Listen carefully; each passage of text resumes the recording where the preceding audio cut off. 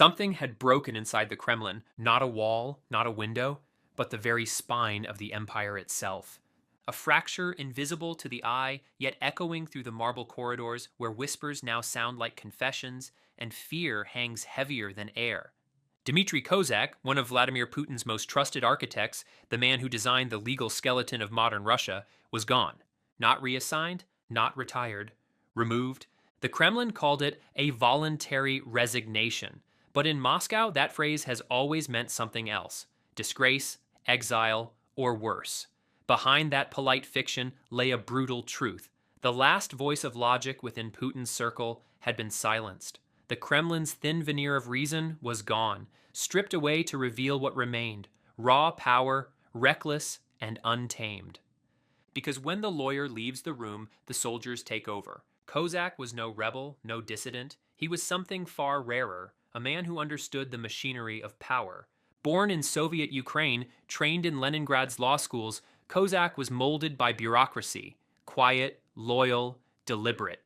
He rose not through slogans, but through silence.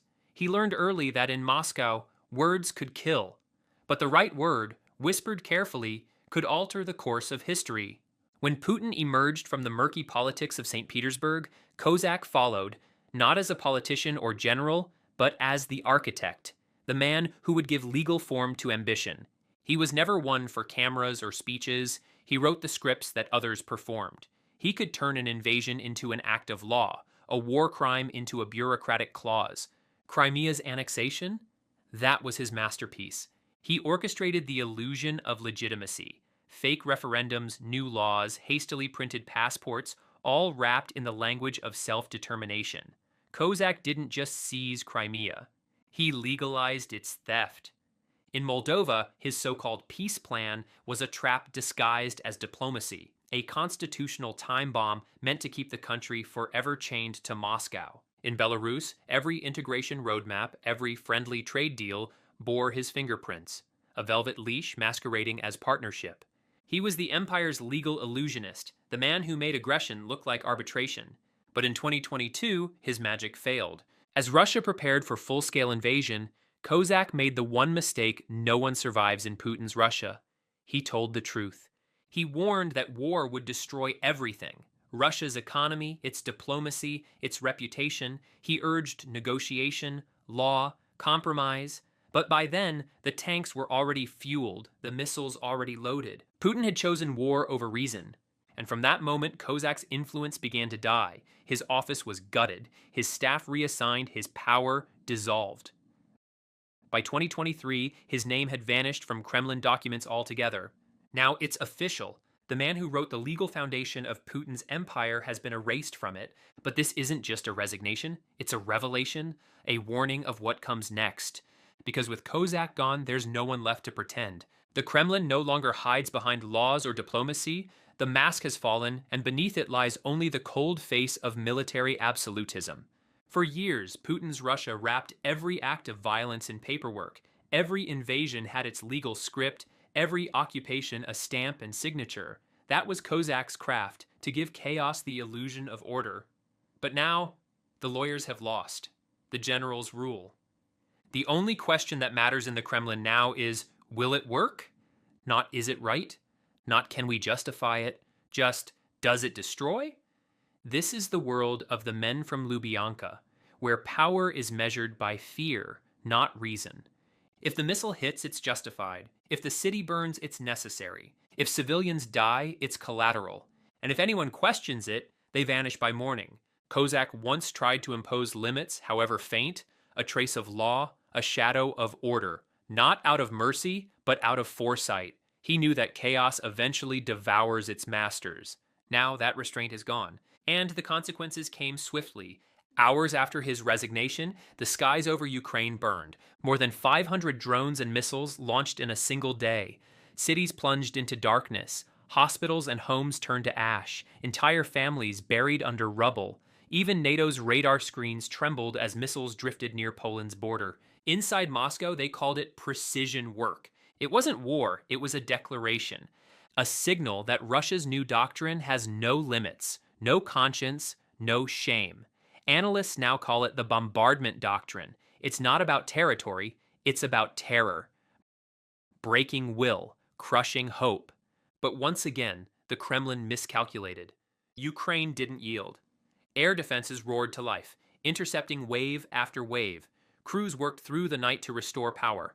And before dawn, Ukrainian drones struck back, deep inside Russia, at fuel depots and supply hubs. Every missile Russia launches only strengthens Ukraine's resolve. That was the irony Kozak understood, and his successors never will. Violence can conquer land, but not resistance. Inside the Kremlin, though, resistance is dead. Kozak's fall marks more than a political shift. It marks a purge, the quiet cleansing of anyone capable of reason. The divide between hawks and pragmatists is gone. There are no factions, only survivors. In a system where dissent is treason and silence is safety, everyone learns to nod. Loyalty no longer means competence, it means obedience. Kozak's erasure sends a message to the remaining elite. No one is untouchable. Even decades of service can't protect you from paranoia. In Putin's Kremlin, a voluntary resignation is often just the obituary before exile.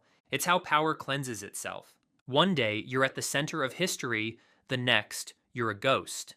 Sergei Shoigu learned that lesson too. Once a star, now a shadow. Kozak has joined that list of erased men. Once indispensable, now disposable. What's left is an echo chamber, filled with cowards and yes men. People so afraid to contradict Putin that they agree before they even understand the question. And when everyone says yes, the mistakes grow catastrophic, because a system that fears truth can no longer tell victory from disaster. Kozak's fall isn't just bureaucratic, it's existential. It marks the end of the Kremlin's legal pretense and the rise of rule by fear. Decisions once made by diplomats are now dictated by generals and intelligence chiefs. Diplomacy is dead, strategy is theater. Russia now speaks only in the language of warheads, and as Putin's circle grows smaller, his delusion grows louder. He no longer listens, he commands. The fewer the voices, the greater the danger. Because isolated rulers always make the same mistake. They mistake fear for loyalty. Every autocracy reaches this point when power looks only into its own reflection, when the leader believes his own lies. That's where Russia stands now, balanced on the knife's edge between control and collapse. For over 2 decades, Dmitry Kozak built the framework that turned Putin's ambitions into reality through laws, treaties, and deception. Now even he has been discarded. If the man who wrote the rules isn't safe, who is? The Kremlin believes it can replace lawyers with soldiers, treaties with missiles, logic with terror. But every empire that trades reason for obedience signs its own death warrant, because collapse never begins on the battlefield. It begins in the silence of rooms where no one dares to speak. Kozak's fall is more than a resignation, it's a prophecy, the warning that the system has begun to eat itself, where loyalty replaces skill, spectacle replaces strategy, and fear replaces thought. The legal empire Kozak built has become a fortress of paranoia, a state that believes fear alone can hold it together. But fear is brittle, and history is merciless. Every missile fired, every journalist silenced, every official purged, brings the Kremlin closer to implosion. Because empires don't collapse when they lose wars abroad. They collapse when they stop listening at home. Now, the Kremlin's halls echo with silence. The last man who dared whisper, "This is a mistake," has been erased. The rest clap louder, hoping the noise hides their fear. But truth doesn't die, it lingers in the shadows, waiting for the walls to crack and the portraits to fall. And when they do, that truth will resurface, whispering the same message history has always carried. This was the moment Reason walked out the door. The lights fade, the Kremlin's corridors go dark, and on the screen, a single line appears. The last lawyer has left the war room.